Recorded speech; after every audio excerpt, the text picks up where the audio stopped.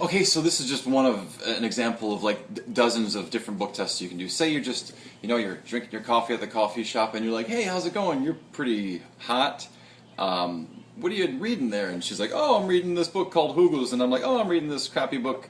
But it's a, kind of an assignment type thing. But anyway, let me try something. I'll trade you. I'll give you my book. I'll take yours. So you give your book to her, and then you take her book, and then you just kind of flip through, and she says stop, and then you show her the page, and she calls out whatever the page is. In this case, it's 105, and you say, okay, turn to page 105 in your book, and then when you get there, just look at the page, and look at the first line and read it to yourself, and blah blah blah. And you can tell her exactly what it is because it's your book and it's gaffed, and we'll talk about that later. But now you can tell her exactly what's in her book. You gave her book back, and you take your book back, and now you just you do the same thing. You go through. She calls stop, and you say page 175, and she turns to page 175 and looks in her book, and you can tell her exactly what's on the page in her own freaking book. Just one of dozens of possible presentations with the coolest book test ever.